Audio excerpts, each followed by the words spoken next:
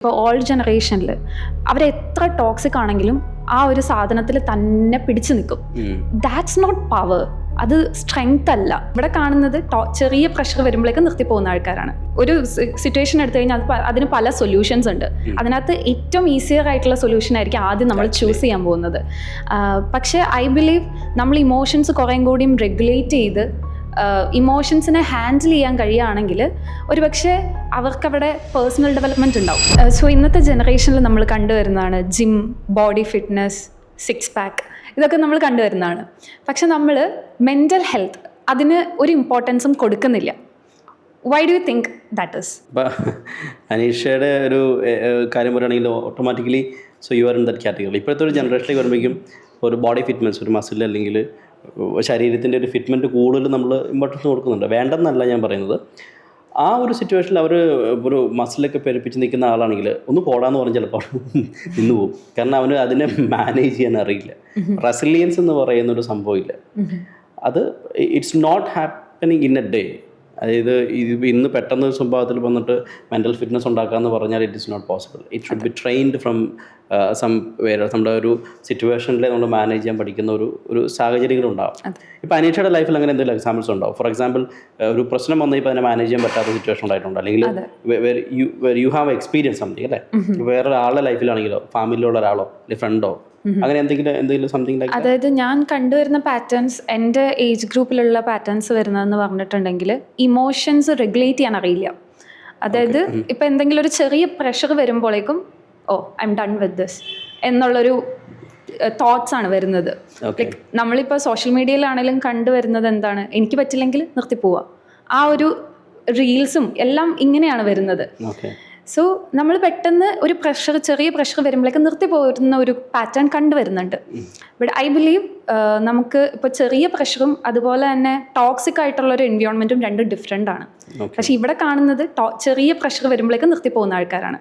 And difference ഉണ്ടല്ലോ ആ ഒരു ചെറിയ പ്രഷറും അതുപോലെ എസ്കേപ്പിസം എന്ന് പറയുന്ന ഒരു പാറ്റേൺ, അത് ഭയങ്കരമായിട്ട് ഇപ്പോൾ കൂടുതലാണ്. ഇപ്പോൾ ഓൾഡർ ജനറേഷനെ കമ്പയർ ചെയ്യുമ്പോൾ അനീഷിനെ സംബന്ധിച്ചിടത്തോളം പറയുമ്പോൾ പഴയ കാലഘട്ടത്തിലുള്ള നമ്മുടെ പേരൻസും അവരുടെ പൂർവികരായിട്ടുള്ള ആളുകൾക്ക് പ്രശ്നങ്ങളുണ്ടായിരുന്നു. They also had the issues അല്ലേ? അപ്പോൾ അതും ഇപ്പോഴത്തെ ജനറേഷൻ തമ്മിൽ കമ്പയർ ചെയ്യുമ്പോൾ what you feel that there is a marginal difference? ഞാനിപ്പോൾ അനീഷ ഒരു ജെൻസി കാറ്റഗറിയിലുള്ള ഒരു കുട്ടി ആയതുകൊണ്ട് തന്നെ ഞാൻ ചോദിച്ചാണ്. അപ്പോൾ മാർജിനൽ ഡിഫറൻസസ് ഉണ്ട്. ഇപ്പോൾ എനിക്കൊരു എക്സാമ്പിൾ ഞാൻ പറയാം. ഇത് എൻ്റെ ഒരു ഫ്രണ്ടാണ്, ഒരു അകന്ന ഫ്രണ്ടാണ്. അപ്പോൾ അദ്ദേഹം പറഞ്ഞൊരു എക്സാമ്പിളാണ്.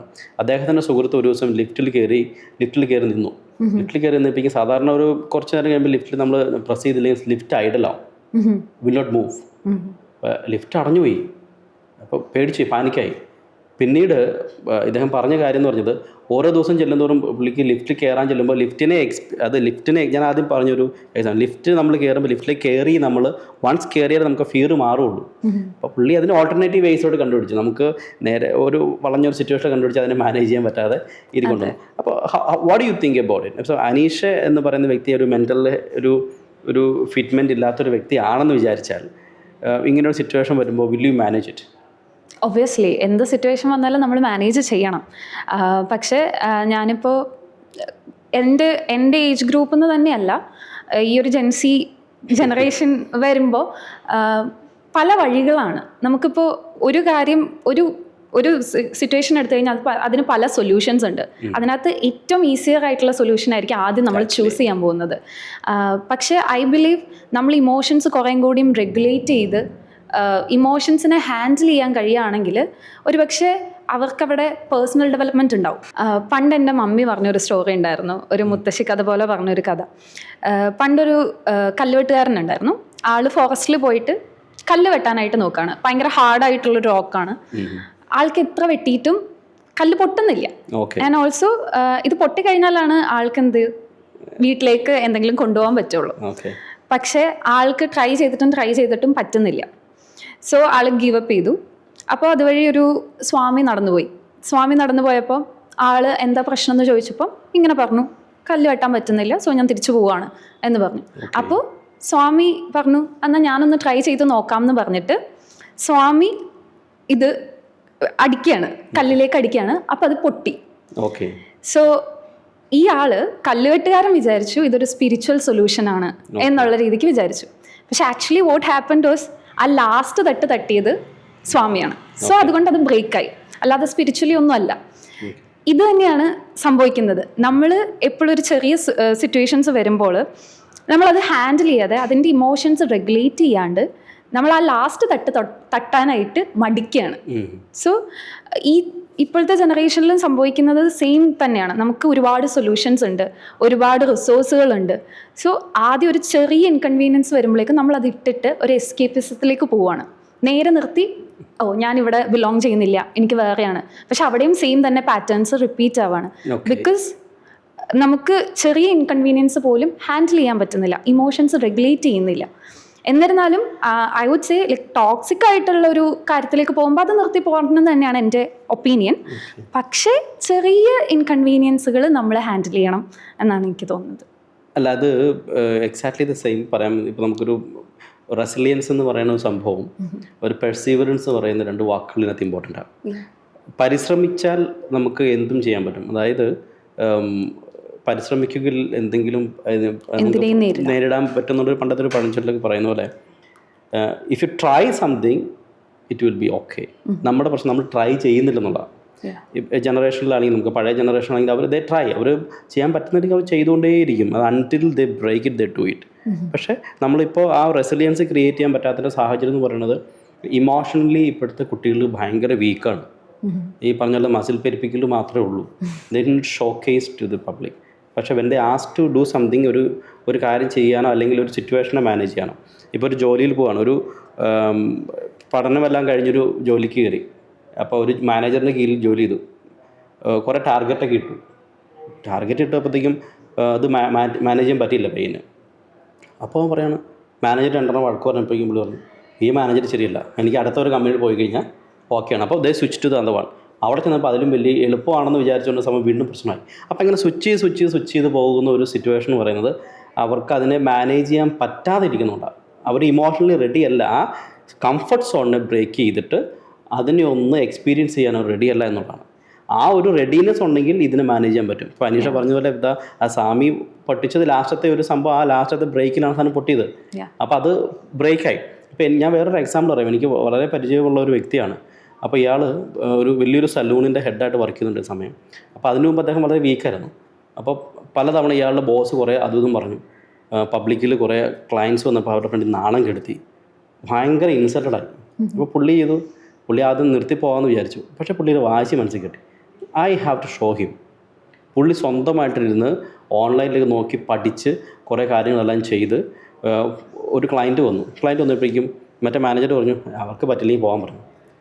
പക്ഷേ പുള്ളി ഹെഡ് ചെയ്ത് പറഞ്ഞു, ഈ പ്രൊസീജിയർ ഇങ്ങനെയാണ് ചെയ്യേണ്ടത്, ഇത് ചെയ്യുമ്പോൾ ഇങ്ങനെയൊക്കെ ബെനിഫിറ്റ്സ് ഉണ്ട്, ഇങ്ങനെ നെഗറ്റീവ് സൈഡ്സ് ഉണ്ട്, മാഡത്തിന് ചൂസ് ചെയ്യാമെന്ന് പറഞ്ഞു. Okay, I will do it എന്ന് പറഞ്ഞു.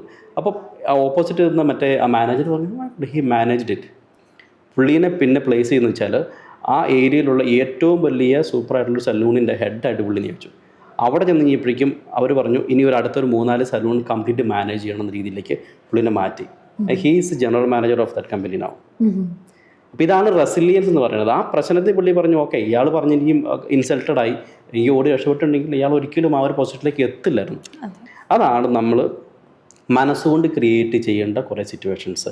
ഇപ്പോൾ ഇപ്പോഴത്തെ ജനറേഷനിലുള്ള കുട്ടികൾ ഓടി ഒളിക്കുന്നതിനെ മാനേജ് ചെയ്യാൻ they should try doing it. ട്രയലാണ്. നമ്മൾ എന്ത് കാര്യം ചെയ്യണം, ട്രൈ ചെയ്താലേ അത് ആ ഫിയറിനെ ബ്രേക്ക് ചെയ്യാൻ പറ്റുള്ളൂ. അങ്ങനെയുള്ള എല്ലാ സിറ്റുവേഷനിലും അത് പറ്റില്ല.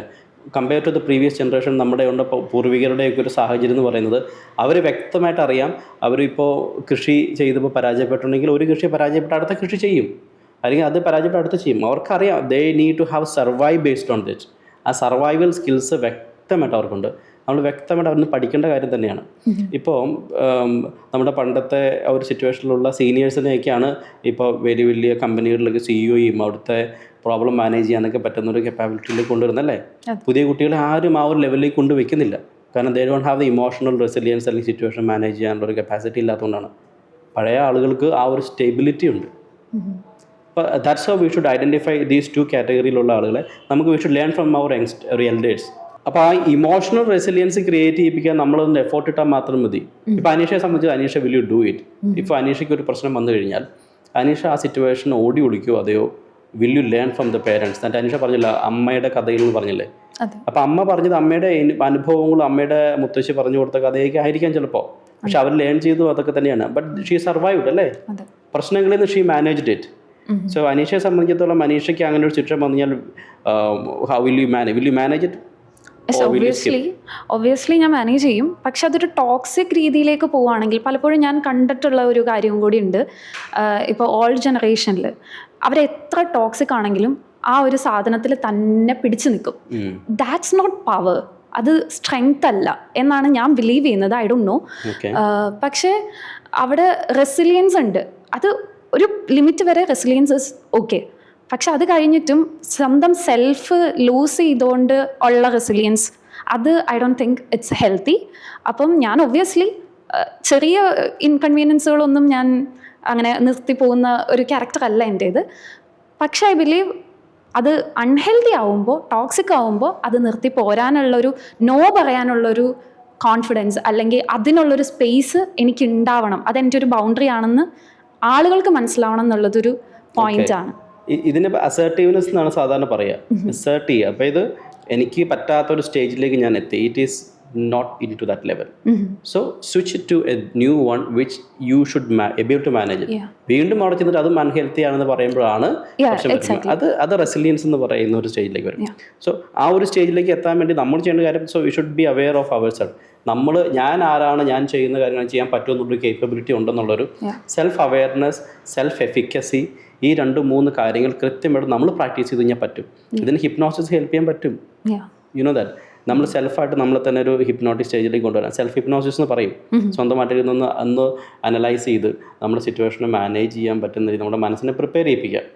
അതും പറ്റുന്നില്ലെങ്കിൽ മാത്രം you should consult somebody else, ഒരു സൈക്കോളജിസ്റ്റിൻ്റെ അടുത്തോ ഒരു തെറാപ്പിസ്റ്റിൻ്റെ അടുത്തൊക്കെ പോയിക്കാൻ ഈസി ആയിട്ട് ഇതിനെ മാനേജ് ചെയ്യാൻ പറ്റും. ഇപ്പോൾ നമുക്കൊരു കോൺഫിഡൻസ് ബിൽഡിംഗ് അല്ലെങ്കിൽ കോൺഫിഡൻസ് ബൂസ്റ്റ് ചെയ്യുക, സിറ്റുവേഷനെ മാനേജ് ചെയ്യാൻ പറ്റുന്ന ഒരു കേപ്പബിലിറ്റി ഡെവലപ്പ് ചെയ്യുക, ഇതൊക്കെ ഈസിലി പോസിബിൾ ആണ്. So Aneesha might have tried അല്ലേ? സോ ഒരു സൈക്കോളജി ബാക്ക്ഗ്രൗണ്ട് ഉള്ളതുകൊണ്ട് തന്നെ you might have tried with this. അതിൽ CBT ഒക്കെ ഡെഫിനറ്റ്ലി ഇൻക്ലൂഡ്. കാരണം റെപ്പിറ്റേഷൻസ് ഈ പാറ്റേൺസിന് ബ്രേക്ക് ചെയ്യിക്കാൻ ഹെൽപ്പ് ചെയ്യും. അത് പരാജയപ്പെട്ട് സൂയിസൈഡ് അറ്റംപ്റ്റ്സിലേക്ക് പോകുന്നതിനേക്കാളും എപ്പോഴും safe you should try doing it. അവിടെ അപ്പോൾ ഞാൻ എൻ്റെ ലൈഫിൽ ഫോളോ ചെയ്യുന്ന ഒറ്റ ഒരു പ്രിൻസിപ്പിളാണ്, ഈ ലോകത്തിൽ നമ്മൾ തനിച്ചാണെന്നുള്ളൊരു തീരുമാനം അല്ലെങ്കിൽ ഒരു തിരിച്ചറിവ് എപ്പോൾ ഉണ്ടാകുന്നോ ആ വ്യക്തി ജീവിതത്തിൽ വിജയിച്ചിരിക്കും. He will never fall down.